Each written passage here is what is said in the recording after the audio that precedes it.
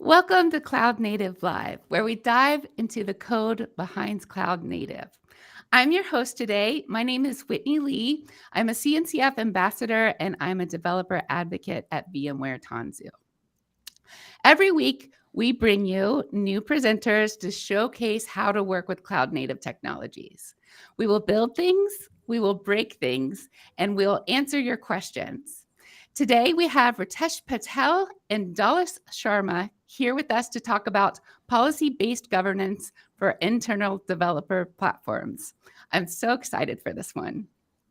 So, as usual, this is an official live stream of the CNCF, and as such, it is subject to the CNCF Code of Conduct. So, please don't add anything to the chat that would be in violation of the Code of Conduct. Basically, be respectful, be kind of your fellow chat members, and to us, the presenters, too, please.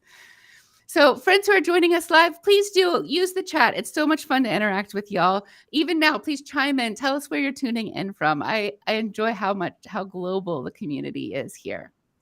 And as always, if you have questions during the presentation as we go, please put those into chat too. And we're actually going to try to have an interactive chat this time and answer your questions as we go. So with that, I'm going to hand it over to Ritesh Patel to kick off today's presentation. Welcome, Ritesh. Thanks, Whitney. Super excited to be here. I'm Ritesh Patel. I am a co-founder at Nirmata.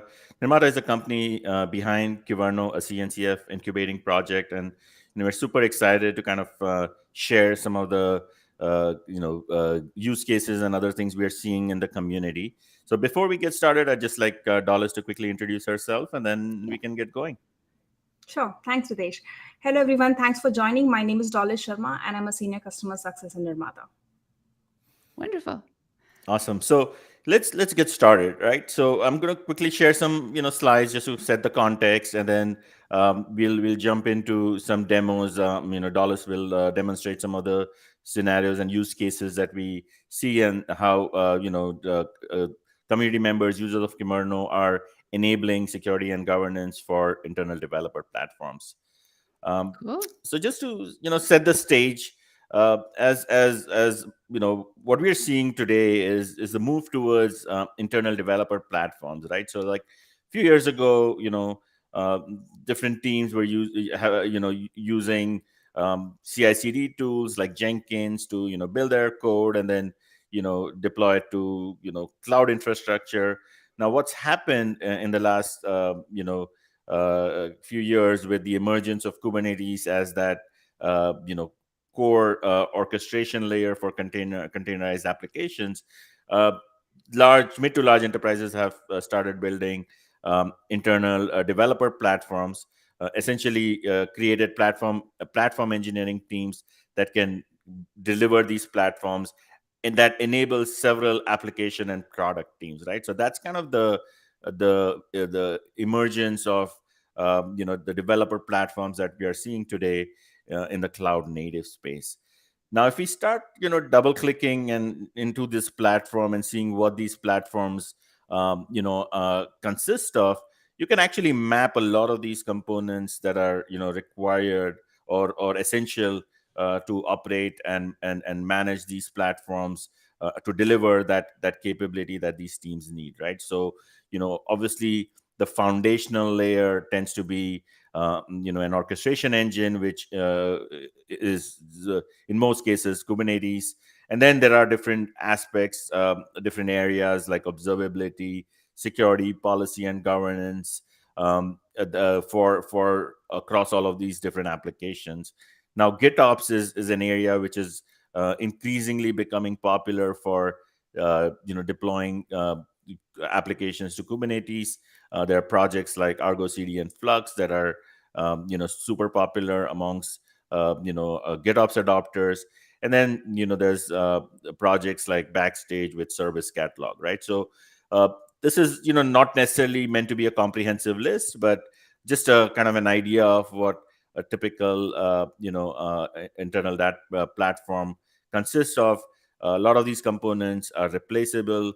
There are in several areas there are multiple projects that can address those requirements. But today we'll focus on an open source policy engine called Kyverno, which is a project that is part of Nirmata, right? But before we get there, as you start thinking about platforms, what does it mean in term for as far as governance is concerned? When we start talking about governance, and these platforms are typically used by several teams with you know different types of applications, and then that results in various challenges, right? So how do you ensure compliance across these various teams? How do you prevent misconfigurations and reduce that back and forth between the operations team, the security team, the development team? And then you always want to maintain a clean security posture for your platform, right? So that's where having tools for governance and security comes in. That it allows you to kind of reduce risk in terms of failures, in terms of security misconfigurations.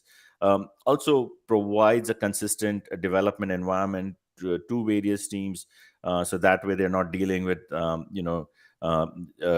of disparate tools and technologies, right? So that's kind of where the governance layer comes in. And Kyverno is an open source policy engine, a part of CNCF, is a CNCF incubating project. This was a project that we from Nirmata donated to CNCF about 3 years ago, and since then it has seen tremendous adoption, right? So with you can see some of the numbers on the bottom right. Lots of image pulls, increasing GitHub stars, and active contributors and Slack members. I think the Slack members are over 2,000 at this point. This is very active community, and the idea behind Kyverno is for Kubernetes, given its the declarative way in which applications are deployed. It required something that is Kubernetes native, right? So, and you see that across the board with some of the projects I listed before, like Crossplane, Argo CD. All of these are Kubernetes native, not projects that were retrofitted or kind of adopted or adapted to Kubernetes, right? So Kyverno is a Kubernetes native policy engine. It enables policy as code, where policies are written in Kubernetes native YAML. What it allows users to do is shift security left, detect issues early, maybe in your CI/CD pipeline, and even prevent misconfigurations or insecure configurations from entering your clusters, right, through admission control. So, which is very important to maintain that security posture of your platform. And it also has the ability to background scanning. Obviously, Kubernetes environment continues to is very dynamic. Even overall, there's always new issues, new challenges emerging. So background scanning is very important. And one thing that Kyverno does, which is quite unique, is it goes beyond just validation, right? It has capabilities to mutate, which is modify incoming configuration or even existing configuration in Kubernetes. It can generate resources. It can verify images, ensuring images are signed and attested and so on. And then it can even clean up resources. So there's a lot of capabilities around security, automation, and even automating some of the security aspects, which makes it very flexible and an ideal choice for uh, internal developer platforms, right? As you try to bring together all of these CNCF components. So with that, if unless there are any questions, we can jump into the demo. That's great. I love an internal developer platform. I really liked maybe the second slide you put up that showed the whole stack, because it really shows, I think, the idea behind an internal developer platform is before, every single product team, every single app team had to deal with all of these components on their own.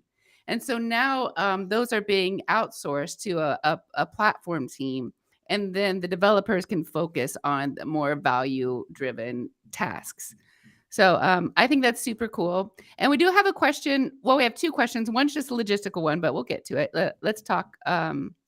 Is this session available offline? So this is streaming right now to LinkedIn and YouTube. So if you find the YouTube link when it's over, YouTube, I believe, has a feature where you can download videos and then you can have it offline. And then our other question is for both of you. How does Kyverno compare to Open Policy Agent, which is another CNCF policy tool? Yeah, absolutely. I think the great question. This is a question we get every time, and this is not something we can go deep into it today. But few differences in terms of between Kyverno and Open Policy Agent, and again, both of them have their strengths and weaknesses. One of the biggest things, biggest differences to kind of understand when we talk about Kyverno, and I'll just use the slide on Kyverno to kind of highlight it, is Kyverno is Kubernetes native, right? Whereas OPA, Open Policy Agent, was conceived as a general purpose policy engine. It predated Kubernetes. So with Kyverno, what you get is Kyverno understands a lot of Kubernetes constructs like labels, annotations, pods being part of different controllers like deployment, stateful sets, and which makes policy writing very, very easy. Now, when you're writing policies for Kyverno, the other main difference and the other reason why Kyverno is so widely adopted is you don't need to be a Rego expert to write policies. Now, with OPA, you need to learn a language called Rego to write policies. There's obviously pros and cons.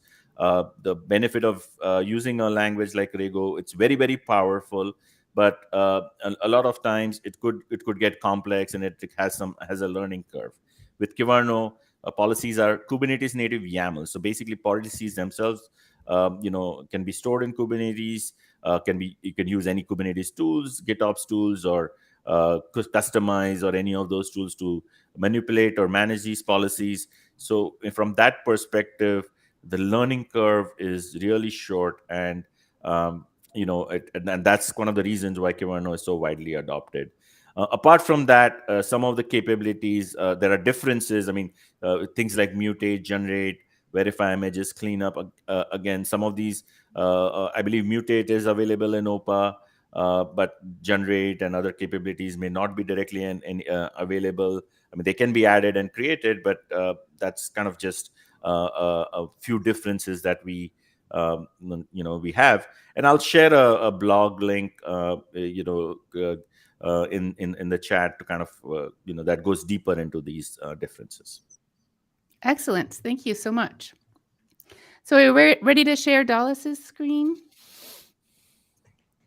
Excellent. Wonderful. Cool.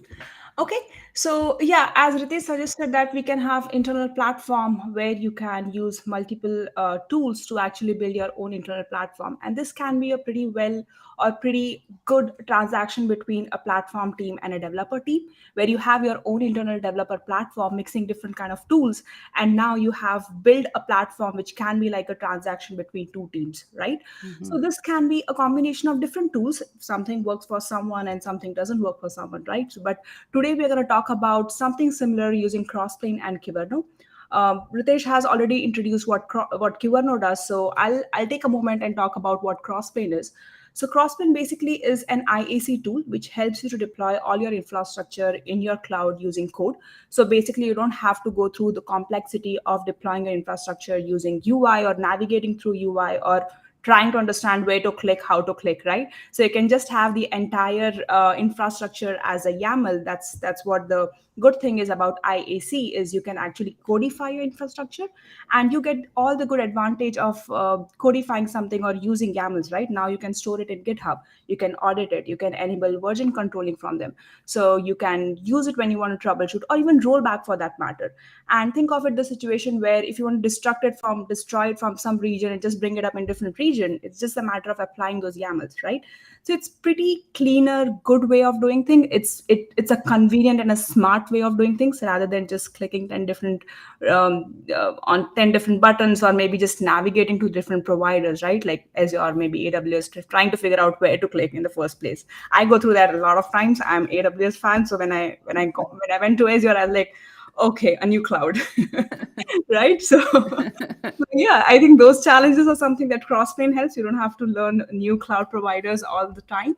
So this is a standard example where there can be different kind of tools you can build, and then there's a workflow. But I'll show you what does the internal development platform we are talking about today.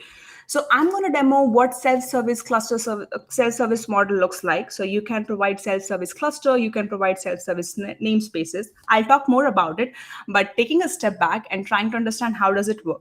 So in this diagram, you're seeing that a developer will have a simple YAML file. Now this YAML file will be like a Crossplane YAML file, which will have the bucket, will have the instance, or as complicated as an EKS cluster, right? So they can just use this simple YAML, and they can, just like they deploy a deployment today or a pod, they can apply that in their Kubernetes cluster. Now, the moment that happens, Crossplane gets triggered, and Crossplane will deploy all the resources that are there in the YAML in their cloud, right? So it's pretty straightforward, simple configuration. Now, the things that we need to set up over here is Crossplane. So the platform team for once will set up everything that will be required to trigger Crossplane, all the providers, all the compositions, all the definition files, which is like a one-time activity. Once all of that is set, then the developers can actually use YAML and just apply those after one at a time, and then deploy all the resources. So yeah, I think enough of the slides. I'm going to go back to the terminal. I think we all love terminals. So yeah. So let's talk about what does that YAML look like? Because I was talking about, or I was saying that, you take this YAML, you deploy this, and push, that's done. But what does that YAML look like? How does that configurations look like? So this is a simple bucket.yaml, and just let me know if you want me to increase the font, or if you don't see that, like if you want to increase it, decrease it, just feel free to interrupt me or let me know and I can do that. So going back, this is a simple bucket YAML in Crossplane. Now you'll see this is a simple YAML file, just like a deployment or pod. Reading it, writing this, updating it is pretty simple for the developer. So they can add the resources, they can add their bucket name over here. They can add the provider. So today I'm using AWS provider, but you can use Azure, GCP. You can add location, you can add your encryption, you can decide to make it private, public, and all the configurations that you do today to create an S3 bucket. That's something that you add everything in the YAML, and then use this YAML again and again to deploy as many S3 buckets as you want, right? We do have a request to please increase the font. Yeah, sure. Is it better? It's better for me. It's a bit of a lag to get feedback, but I'll let you know if people still want bigger font. Thank you. No problem. Cool. So yeah, I think this is the YAML, and that's how it looks like. Now let's deploy this YAML and see what does the workflow look like, right? So this is my terminal over here. Oh. One thing I'd love to say is that, like with Crossplane, you have a simplified YAML that you can show your developers so that they only see the knobs that they need to know about and they need to turn. But it's backed by, like, your ops people can add a lot of extra information in another type of YAML in Crossplane called a composite definition. Right. Yeah. So I'm going to just start with an S3 bucket, and then I have composition as well. So we are going to dig deeper into the complicated resources as well. Love it. So yeah, I think you can deploy this using kubectl apply, and simply you can just use the same command that you use today for your to get the pod. And if like you have some kind of issues, or if you want to troubleshoot it, you can use the same kubectl command, right? So you don't have to understand like CloudTrail, CloudWatch, 10 different logging functionality. Everything is something that you can do using kubectl itself. So it's Kubernetes native. It's pretty simple and easier. Now, once this bucket is deployed, you will see that you'll see over here, you'll see the name. It takes some time to get ready sometimes, and all the details will be seen over here. So yeah, I think this was that simple to deploy. So one thing, Dollars, just to interrupt, and I want to quickly add one thing. I think, obviously, just like we had a question about Kyverno versus OPA, there's going to be questions about Crossplane versus Terraform. Mm-hmm. And again, the similar answer, like, Kubernetes native versus non-Kubernetes native. Mm-hmm. So that's one aspect of it.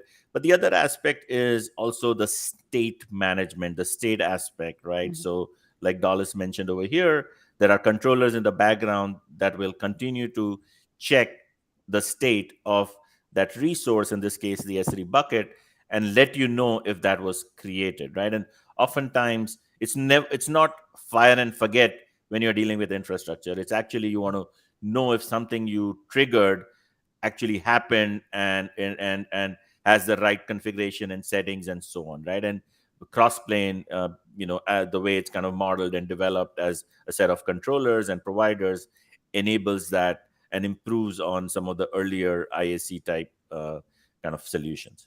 Great Right. point. And to add to that, I think in Terraform, you have to actually manage the state file. So that's something that you don't have to do in Crossplane. Another is Crossplane provides you automatic reconciliation. So you don't have to take the state files and just reconcile it again and again. Crossplane using Kubernetes APIs does that automatically for you. Right. So these are some of the advantage when you want to go Kubernetes native and use Kubernetes native tool, you get that pretty handy. Right. So yeah, I think all of this looks pretty fascinating, cool on papers, but we have seen for our customers that there are some challenges that they see when they're using just Crossplane to provision their infrastructure, right? And if we talk about what are these challenges can be that today we know that every cloud out there has some kind of best practices. For example, one simple best practice is S3 bucket should not be public, right? Or your security group should not have allow all inbound rules. Or we have one best practice in Nirmata itself that all your resources should be in just North California region. It becomes much simpler to actually optimize your cost, manage it, clean up your still resources, and just one day you don't have to figure out that, oh, who created that instance in North Virginia? Who's that guy? You don't have to go through all of that, right? So all those struggles, to just avoid all those struggles, every customer out there have some kind of best practices that they want to make sure that that's been incorporated, and then they have some security and compliances for all their cloud providers. So how do they make sure that you enable developers using the self-service model, but platform team actually have some control and they are actually checkboxing all those security lists? So that's where actually Kyverno comes very handy. So using Kyverno policies, you can actually make sure that the configurations are compliant with your cloud governance. So all those security boxes are checked, all the governance are in place, all your best practices are being followed, while you're still allowing developers to create these all resources in a self-style fashion. Right. So how does that look like? So this is one simple Kyverno validate policy that I'm sharing on my screen. And this policy basically validates that no S3 bucket should be public, right? So what it's doing is it's a simple cluster policy. It's a validate policy. There are a bunch of annotations. And as Ritesh was saying, right, that this is Kubernetes native and you don't have to learn language. That's what it looks like now. It's simple YAML. So you can create, you can update, you can play around with it, you can develop new policies, right? So there's a whole lot of possibilities and customization you can do when you don't have to learn a language, or it's very simpler to create policies. So yeah, these are some of the rules that in the policy you can see this is getting applied to a bucket API, and there is a validate message saying that this public S3 buckets are being blocked, and this is what it is checking, right? So it's checking that public ACL should be true. So there's a parameter it's checking to make sure that no S3 bucket should be public. Similarly, I was just going to say what I really like about it is that it's human readable. Like I've never really looked at a Kyverno policy before, and I can figure out what's happening. yeah. So that's super cool. Yeah.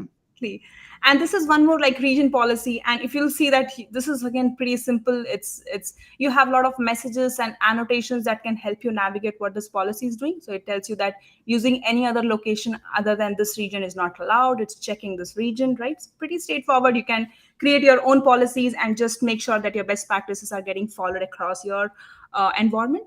Now we have a question. Mhm. Does Kyverno allow mutating policies or just validating policies? It allows mutating policies, validate policies, and generate policies as well. That third one is generate policies. Mhm. Cool. Yeah. Okay, so now I'm going to do what is, I'm going to just apply that region policy because that's one of my favorite. So we're going to apply that policy and let's see how does that work. So I have applied the region policy, which means that basically you cannot create your S3 bucket apart from any other region which I have in my policy. Now let's see, my bucket has, let me delete the bucket that I created. Perfect. And then I'm going to just show you that my bucket have this region, whereas my policy allows only this region. So basically it should just block this bucket because it's not in the right region. So let's try applying this policy here. And voila. So you see Kyverno is actually blocking this, and it just not only block the resource, it actually tells you why it's blocking it, right? So the developers are actually getting some knowledge that what is not working and why that resource is getting blocked, and they can actually go back, they can change the region, come back and apply it again, right? We have seen this in our customer environment a lot, that there's some firewall and we are banging our head trying to troubleshoot what exactly is going wrong. Mhm. Right? So Kimono helps you with that. It provides you descriptive messages, and you can make this, and this is customizable, so you can make it more descriptive or precise, help your developer understand what's going wrong, and make them self-reliable, self-efficient, and they can automatically, change the YAML and apply it again. That's amazing. We have a question. Can we use Kyverno in OpenShift? Yeah, of course. Kyverno, you can use Kyverno in all cloud providers, OpenShift cluster, kind cluster, every kind of Kubernetes flavored clusters. You can use Kyverno today. Excellent. Yeah, and I just shared a link that can be handy in terms of how to do it. We can't, we probably don't have time to get into it in this live stream. Maybe in the next live stream we can probably do that. But yeah, it's definitely supported, and in fact, some of the Red Hat products like Red Hat Advanced Cluster Manager also supports Kyverno as a policy engine. Cool. So yeah, I think we saw that how you can create a simple S3 bucket, right? Now let's understand how you can create some complicated resources like an EKS cluster to, for an example. And let me bring up the cluster claim. Let me pull down this terminal. Perfect. Yeah. So we have seen that when you want to create an EKS cluster, it's just not the matter of creating one EKS cluster. You actually have to deploy 10 different prerequisites. You have to deploy a VPC, subnet, route tables, security group, many resources to make sure your EKS cluster is up and ready, right? So how do you make sure that when you're deploying these complicated resources, you're making developers self-reliable, right? So there is something called as composition in Crossplane, using which you can do that. I'll talk about what Crossplane is and how platform team can actually deploy it. But before that, let me talk about how does it look from a developer's standpoint. What is the YAML? What kind of resources? And how will they create EKS cluster? How easy or difficult it is, right?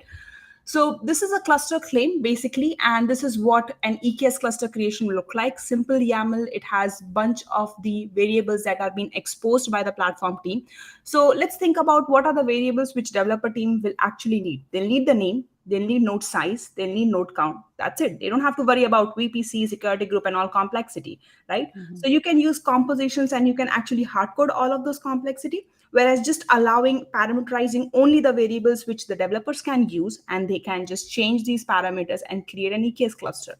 So what they can do is, now this is like, again, simple YAML. I'm creating a node size which is medium, node count is 2, which is pretty good, and I have like a cluster name. I do this very often. It was medium. Okay, so I have a namespace that I've created for the developers. I think it is called Team A. So you can create a namespace called Team A. You can provide access to your developer team for that particular namespace. So now what they can do is, using the simple cluster claim, they can actually provision their EKS cluster in the particular namespace. And it's just a matter of applying this YAML, and you'll see all of that will get kicked in. So initially the VPC will start coming up, which you see that VPC came up already. Then your subnets will come up, and automatically you'll see roles and everything getting provisioned. It will take like 10-15 minutes for your cluster to come up. So you'll see, using simple cluster claim file, you'll be able to trigger your entire EKS cluster. So the developer will only choose 3 parameters or 4, and that's with the platform team to decide. So the platform team can decide that, okay, do I want to expose this parameter or not? So they have the entire control, whereas they're also enabling developers to actually create EKS cluster in a self-sufficient manner, right? So we have a question, which I think you just maybe restate what you're doing, but can we create infrastructure with Kyverno? So to be clear, in this demo, we're creating the infrastructure with Crossplane, and you can create it with other tools like Cluster API. And then the role that Kyverno is playing is that it's making sure that the cluster that's automatically created is following company policy and company best practices. Is that correct? Yeah. That is correct as far as this demo is concerned. Mm-hmm. But Kyverno, as we talked about, has the ability to generate YAML Mm-hmm. through policy.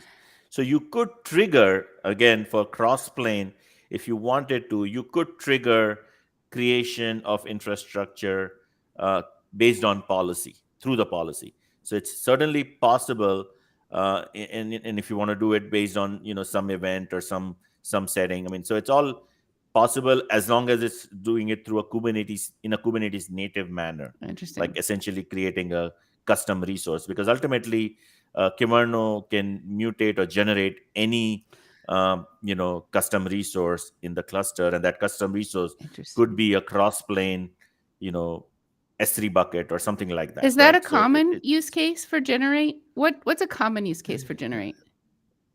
in most common use case, and that's kind of, we are getting into the next part of the Okay. demo around namespace as a service. I mean, right now it's mainly generating the Kubernetes native use cases, right? But again, a lot of things are possible because of the flexibility that Kyverno has. And on the generate use cases, we will talk about it in the what we call the multi-tenancy use case, or a namespace as a service use case that's coming up. But before that, maybe Dollars can wrap up this one.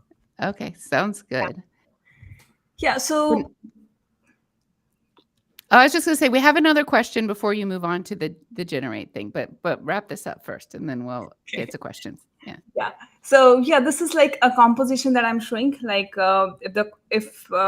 if you're wondering that where the resources, the VPC configurations and everything are coming up from, so these are like composition which are like a cross-plane configuration thing that you can do beforehand.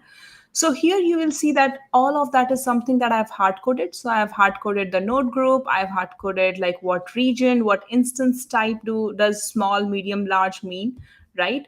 And this is like the policy and all the thing that you do as a part of prerequisite today when you want to create an EKS cluster. You can take all of that setting, put it in a composition file. Platform team can deploy it once, keep the setup ready. That's it. Choose which variable they want to expose, provide that YAML to developers, and boom, the developers can use that YAML again and again and create their EKS cluster, right? So, Good.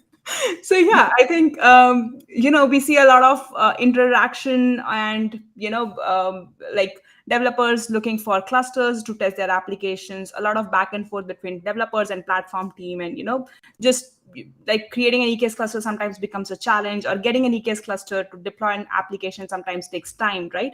So all of this can make developers self-sufficient. They don't have to wait for some team to create a cluster and provide that, and that helps them Mhm. to be more productive. Like they can, like in 15 minutes, start deploying their application, test it, and done, right? One thing I really like about your demo, like when I think of Kyverno or like policy in general, I think of security and I think of governance. But then you're also showing like automation use case, which is pretty Right. cool. And you also talked about cost optimization, which of course makes sense now that you said it, but it's not something I had thought of before. Yeah, exactly. And one example of cost optimization on this cluster is, now we can provide this to developers, but again, like a very pretty common challenge in real life, in practical life, we see is how do you make sure a developer doesn't spin up 9 nodes, right? It's going to Yeah. spin up so much of your cost. Uh-huh.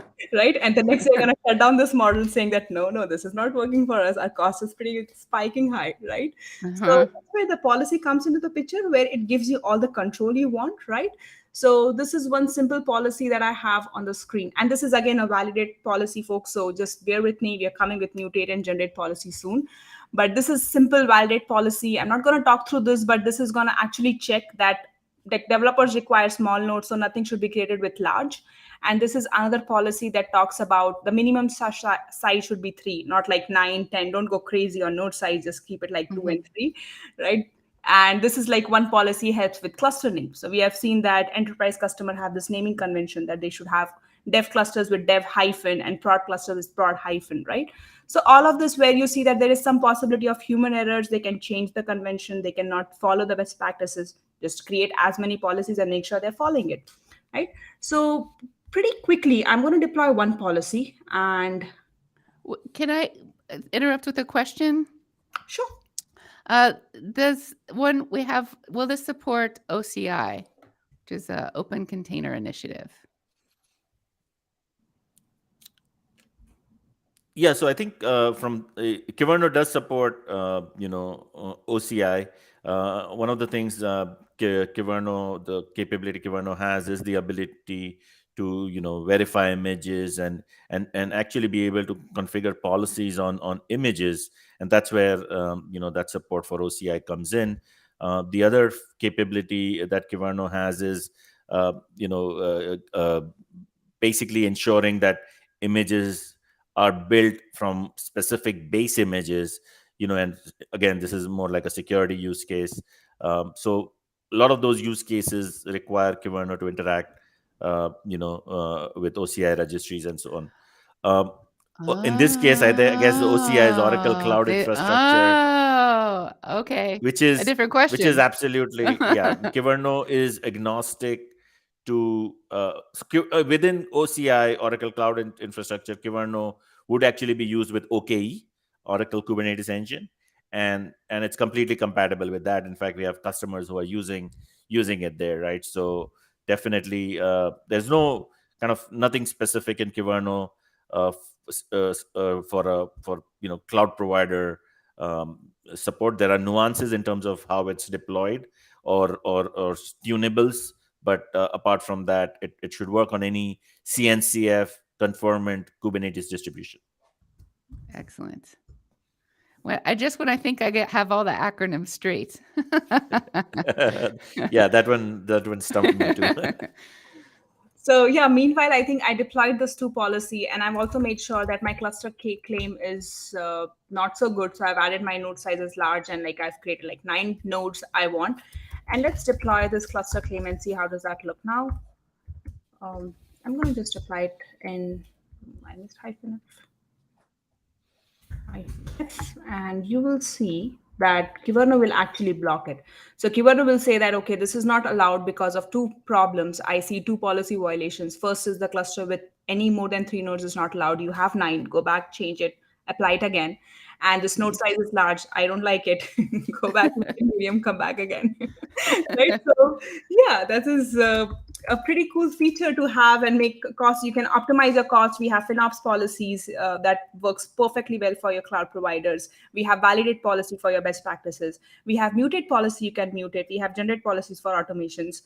So pretty much a lot of use cases, but I'm going to stop for cluster as a service use case. I'll go with namespace as a service use case. But before that, do we have any questions for this use case? Anything that, or maybe I'll catch. I guess there's some confusion. So we have this link to Kyverno policies, and our Oracle Cloud friend doesn't see Oracle Cloud listed in the policies.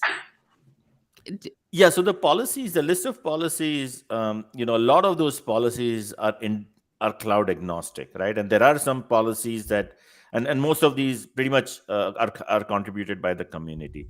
So there are some policies which are cloud provider specific. Maybe there's Oracle policies, specific policies are not in that list, and we'll work with the community to add more. But a lot of the policies that are in there, can be used on Oracle Cloud Infrastructure, right? All pod security policies, any policies again which are related to Kubernetes resources can be used on Oracle, Oracle Kubernetes Engine, right? So that's the vast majority of the policies are independent of any cloud provider. Excellent. Thank you for that clarification. All right, Dulles, let's see the next part of your demo, please. Sure.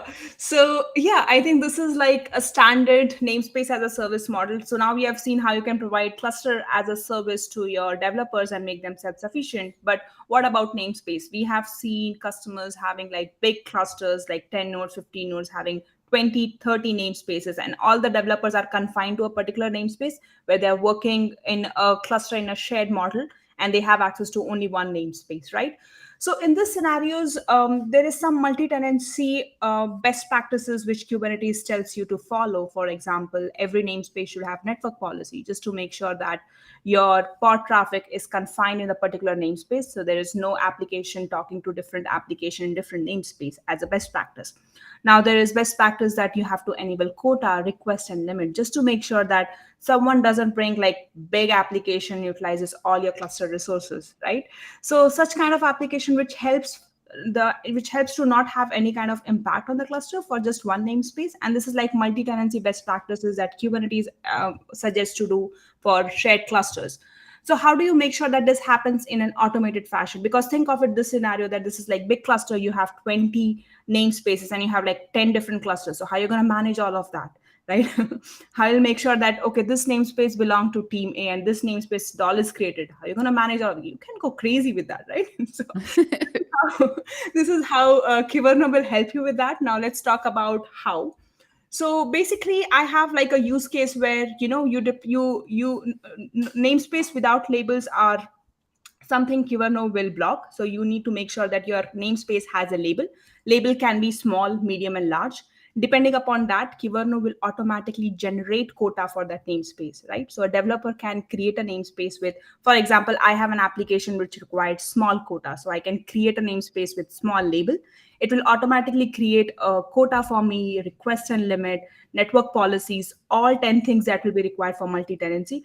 Also, it will add or it will mutate a label in my namespace with my name, that so that the platform team understand that okay, dollars created it, so if there's anything wrong you should reach out to dollars, right? So Mhm. yeah, let's start from very basic, like if you don't have a label, namespace should not be created. Let's start from there. So to start there, let's create this policy. Now I have this again, a simple validate policy checking. It should have a label and it will tell you the label should be present either with small, medium, large. So I'm going to just quickly apply this policy, validate namespace label. And the moment I apply this policy, we'll see that no namespace without a label should be created. So now since this policy is applied, I'm going to create a namespace and it will throw an error saying that, okay, you need to choose a label or else it's not going to happen. Yeah. So I have a demo namespace over here, this one, and this namespace has like a small label. So I'm going to apply this namespace, which is demo, and it will go through and it says it's configured. That means it will go through and it will apply all the labels and stuff like that, right? So now it's just a matter of the developers that they have to create this namespace with the proper label. After that, all the things which we were talking about, like your network policy, it's automatically there in your namespace, or else in the matter of quota, that's automatically there in your namespace, right? So you have like with the label that was small, there was automatically a small quota created in the particular namespace, right? And request and limit, and even if you just get this namespace and you do a dash o YAML, in this namespace, you will see there will be a label that gets created. It says Kyverno dash I created by dollars, right? So it becomes very easy for the platform team to now understand that this was created by dollars. And the moment I just do apply, it will create quota for me. It will create network policies for me using generate policy. And it's going to mutate the existing namespace by applying these labels. So let's go back and see what this policy looks like. So what does a mutate policy look like? Now I have this something called as mutate add namespace label. So this is what a mutate policy look like. Now let's understand line by line what it does. It looks very simple again. So it's very similar to what validate policy looks like. So basically what it's doing is it's having a name, it's matching it with all the namespaces, and it's mutating this user info. It's taking this using the James path, and you can just append this label in the namespace. right? So this is like simple mutate policy that you can create, and you can mutate your existing resource. You can add your trigger. So here the trigger is that this rule will match anytime a namespace will create. So you can add triggers like, okay, if config map gets created, mutate this. If a secret gets created, mutate this. Like do any kind of mutation with any kind of trigger. You can play around with this. You can do many things.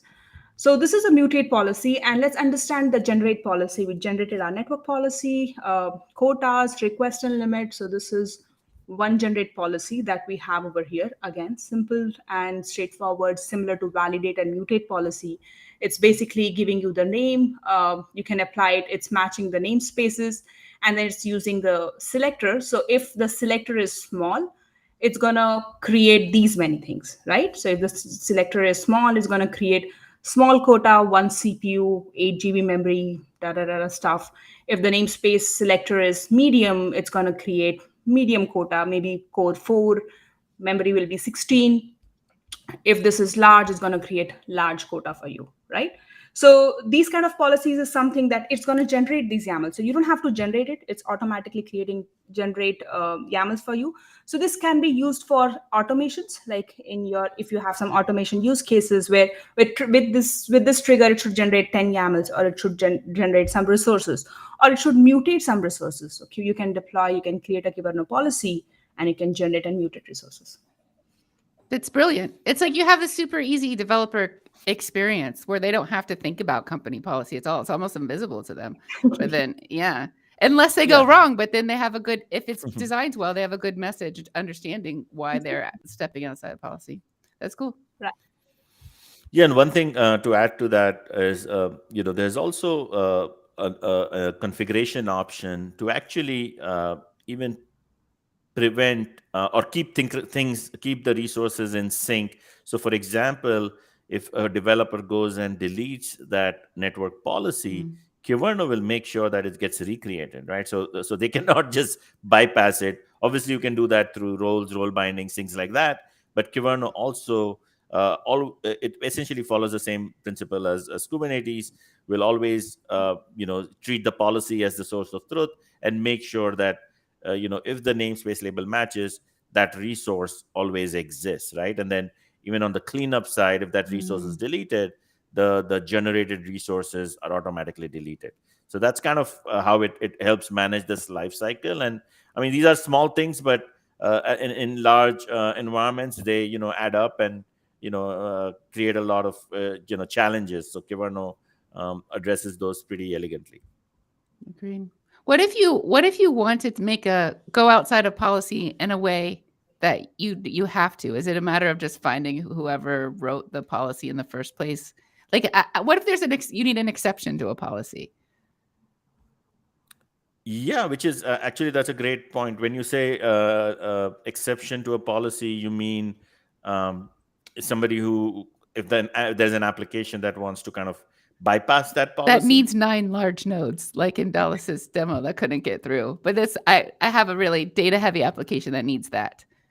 How would I get around it? Yeah, so there is a construct within Kyverno called policy exceptions, and you can actually create these policy exceptions on a per namespace, per resource basis, and you can allow certain applications or resources to bypass that policy. Okay. So that is certainly available, and we see that very often, especially when it comes to security policies. A lot of times, if you're dealing with third-party applications and don't have the ability to fix those security issues immediately, you may want to request an exception and then get those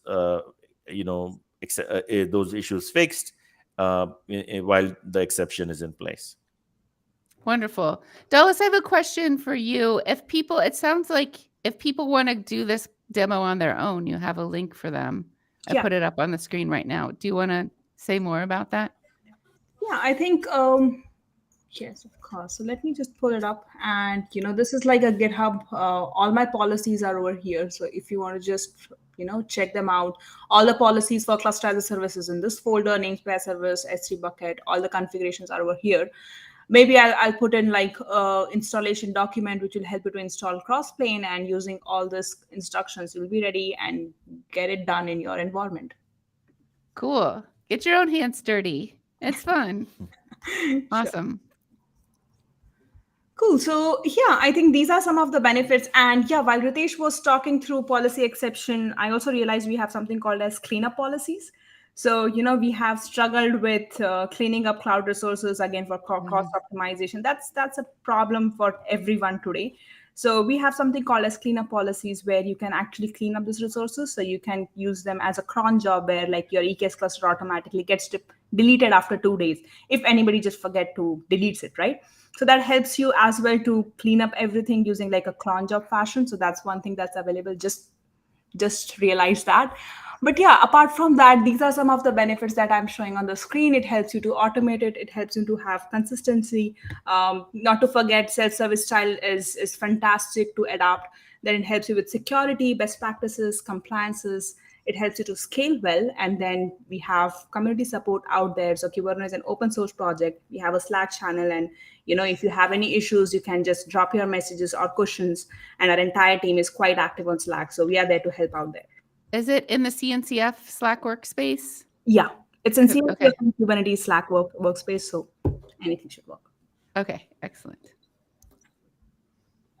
Cool. Is that the end? Yeah, I think so. If you have any questions, we can take them. Yeah, absolutely. So far, we've been staying on top of the questions, but I've really, really enjoyed your presentation, and you have just really amazing, like relatable use cases that I think are really valuable. It's worth saying, like with internal developer platforms, there's no like one size fits all solution. Like you're building out custom like APIs and such for your own internal development teams. And Right. so when you do that, you also need to build out your own policy, and so you're showing that there's like great like great what you said, Ritesh, you used the word elegant. I liked the word elegant, like elegant solutions that just common sense, they make a lot of sense. So Yeah, and quickly, what we saw, just to add to that, Whitney. I mean, in the past, a lot of teams were kind of struggling with these challenges, and the kind of one way to address them was, creating like operators, right? mhm, And when you start doing that, one is obviously, creating the operators, managing, maintaining them. That creates overhead, mhm, and obviously that's additional, code, resources, time, and complexity. yeah, So with Kyverno, you can certainly eliminate quite a few of these operators, especially the ones that would, manage life cycle of certain resources. Now, maybe for super complex things, you still need to write an operator, but for basic life cycle, resource management, Kyverno can handle that, right? So that's kind of an advantage. excellent. We have a question from Alan. I really like the multi-tenancy topic. Is there more material that speaks on best practices or learnings around this concept for Kubernetes? There, In fact, yeah. there is, and I can find a link and share it. But in fact, CNCF has guidance, and we worked with CNCF on that topic as well. I think Dollars beat me to it. I think Mhm. she's shared that link. So if you want to put that out there. I'm Very speedy. And then multi-tenancy, there are a lot of strategies in terms of how there are technologies like vCluster, where you can make virtual clusters. KCP is one that I don't honestly completely understand, to be honest, but I understand it helps with multi-tenancy. And I'm going to put up another multi-tenancy link. So these tell us are, about this link that I'm sharing right now. yeah. So the first one is like Kubernetes best practices for Okay. multi-tenancy. There are, and yeah, and maybe I'll take like a minute and talk through that, because these are like pretty interesting things that we can talk about. So Okay. yeah, these And are what? like. Mhm. Okay. Great. Yeah, so in Kubernetes they also have like, if you're using Spot instance, or if you want to dedicate your node to a particular application, there is something called as priority class as well, right? So the list is long for multi-tenancy. We zoom in, please. And zoom in. Yeah. Does it look good? Yeah. Okay. Yeah. Mhm. Okay. It's too small, but we're talking about it at a high level, so it's fine. People can go there.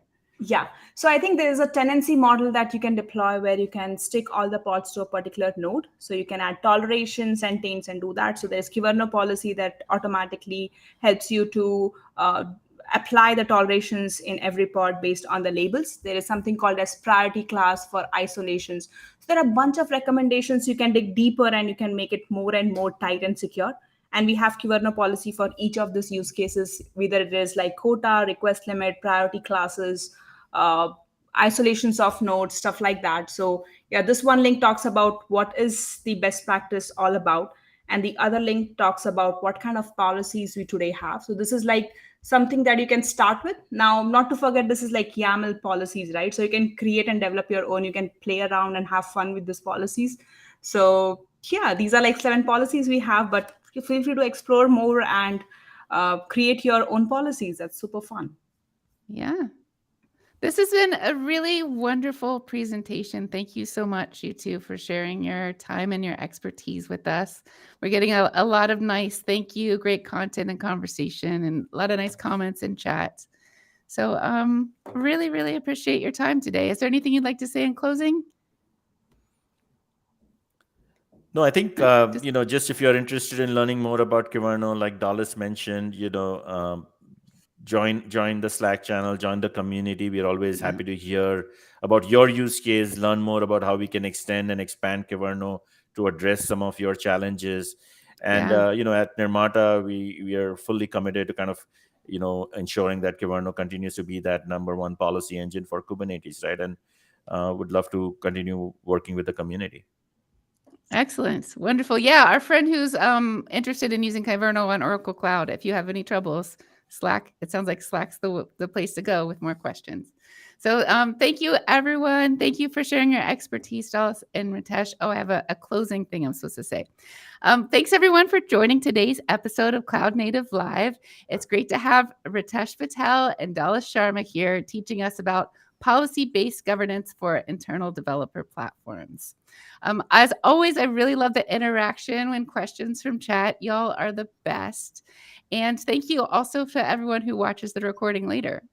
Here at Cloud Native Live, we bring you the latest in cloud native code on Tuesdays and Wednesdays at noon US Eastern. So thanks for joining us today, and we'll see you again next week. Thank you so much.